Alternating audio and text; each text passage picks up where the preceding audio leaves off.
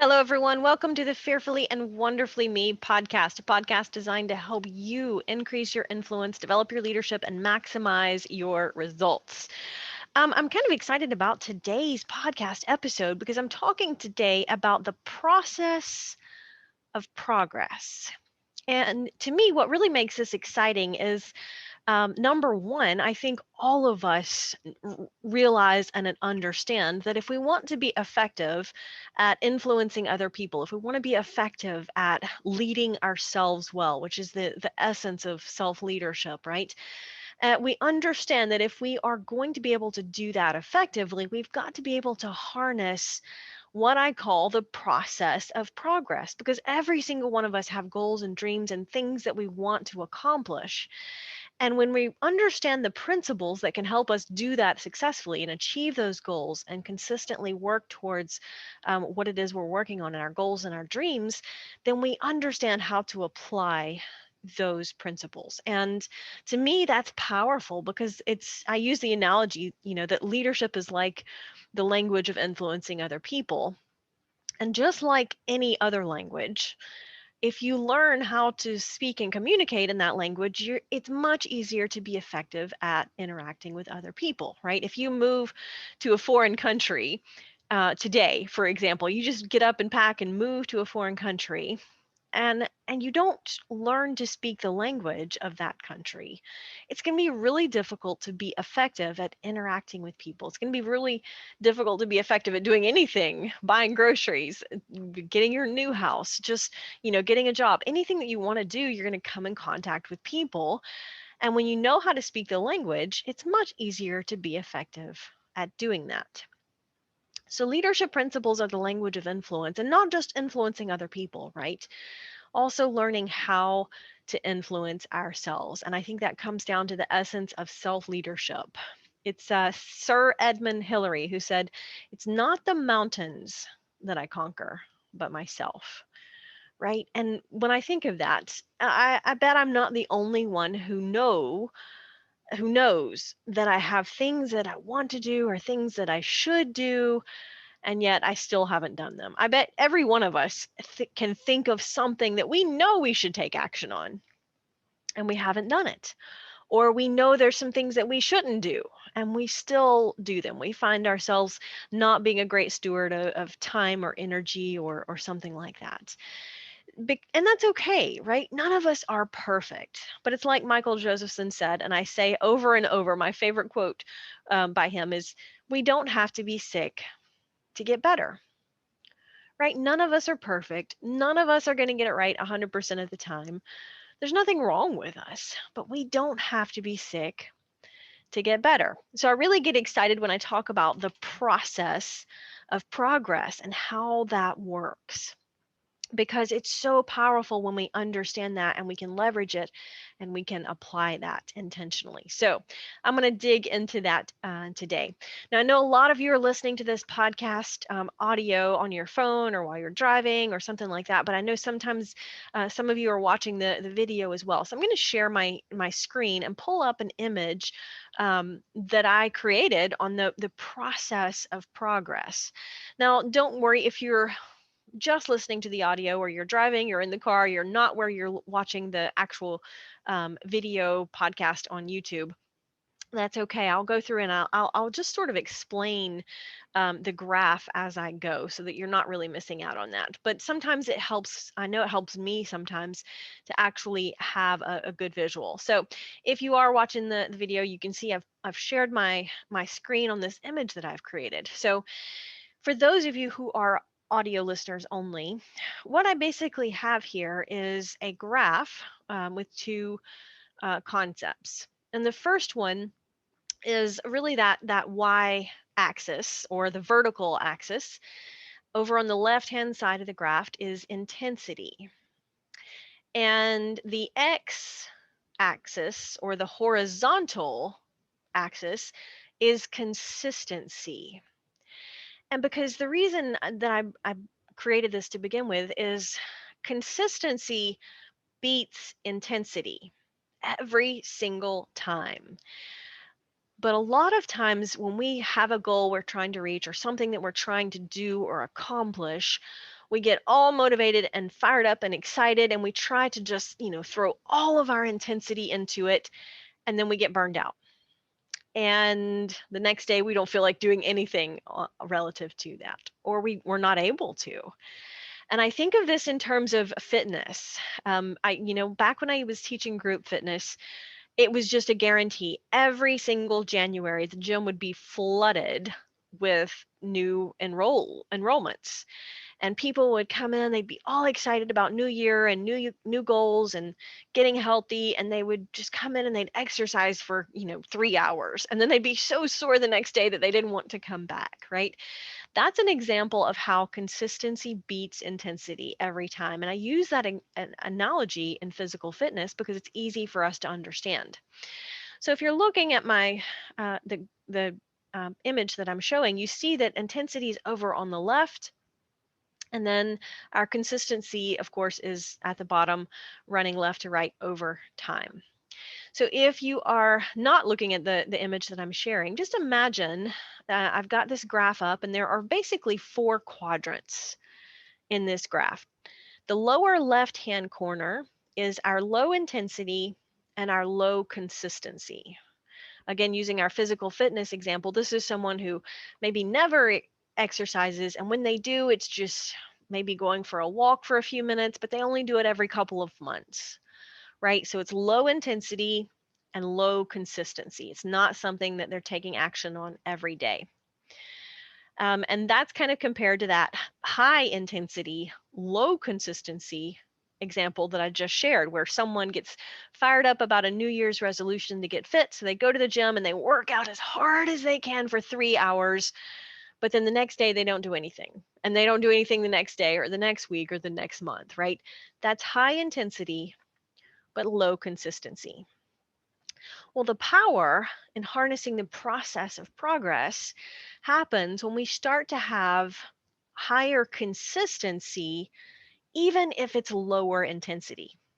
So the lower right-hand corner of the graph, or area of the graph, is our low intensity but high consistency. This is someone who maybe only spends 30 minutes a day working toward their physical fitness, but they do it every day. They're diligent about it. They're regular about it. It's just something that's built in that they're just going to do it. May not be, they're not running 8 miles in those 30 minutes, but they're very consistent, right? Low intensity, high consistency, very regular.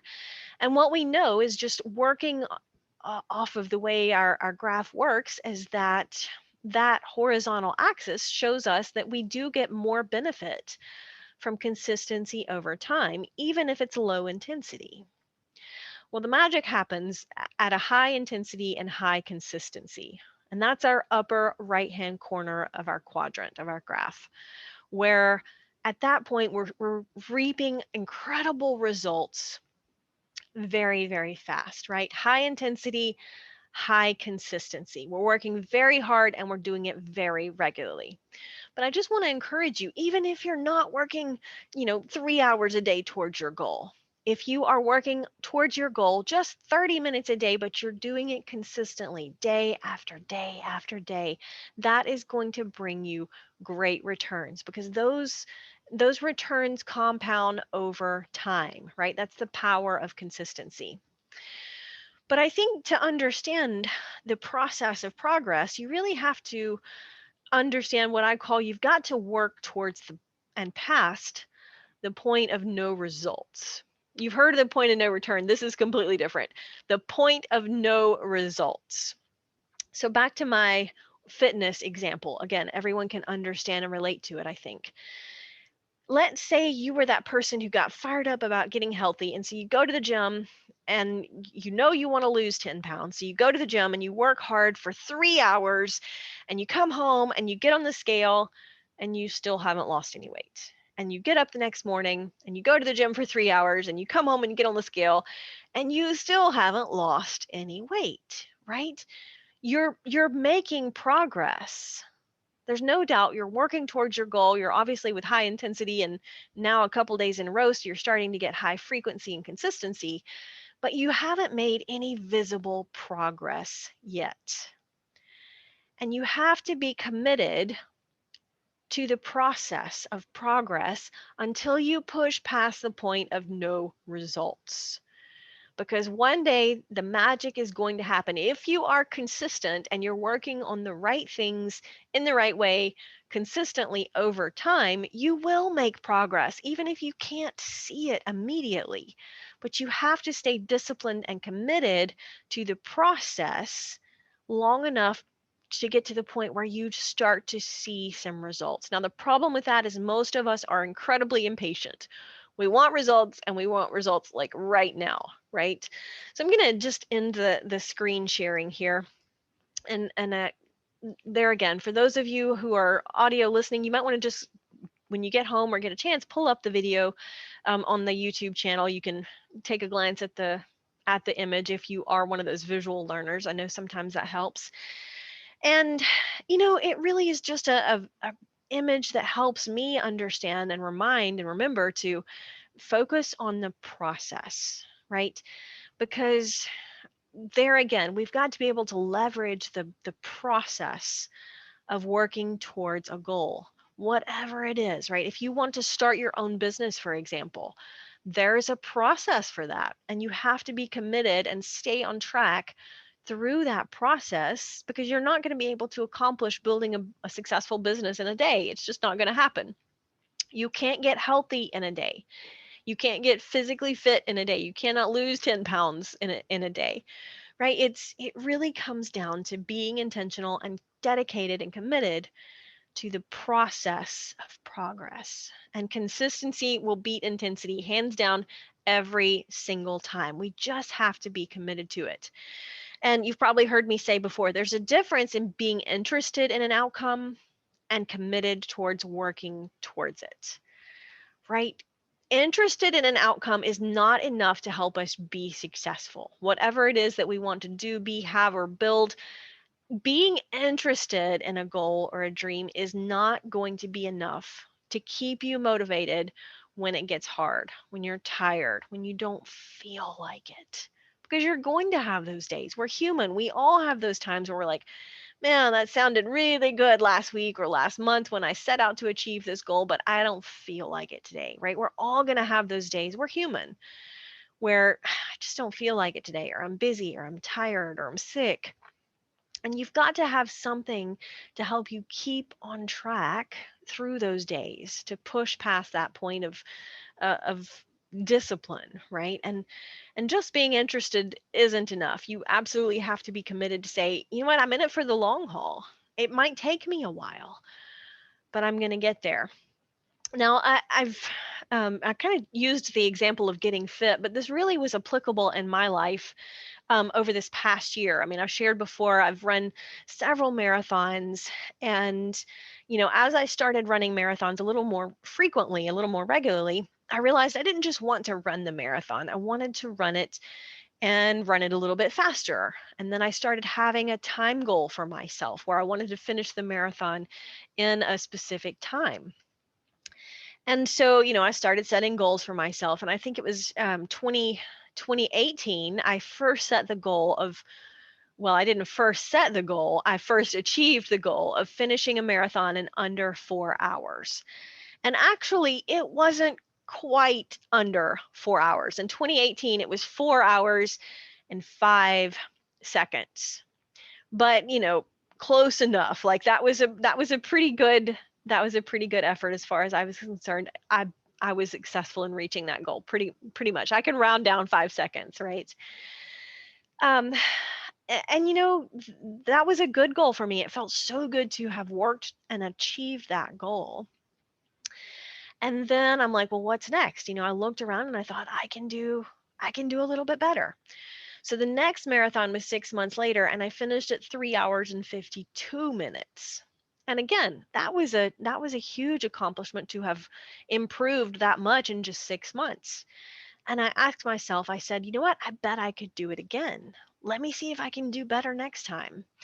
And so I signed up for another marathon 6 months later, and I ran that marathon in 3 hours and 37 minutes. It was fast enough to get me qualified it was a qualifying time for the Boston Marathon, which is a little bit of a prestigious race. You can only get in if you're either a charity runner or you run a pretty fast time for a marathon. And so, wow, that was just such an accomplishment for me. It was the first time I'd ever really thought, man, I actually could try to qualify for a big race like the Boston Marathon. And I did it. And you know what? I'm the kind of person that once I set a goal and achieve something, I'm not just going to quit because I'm growth oriented. And so I looked around and I thought, you know what? I bet I can continue to improve and grow and develop in this area.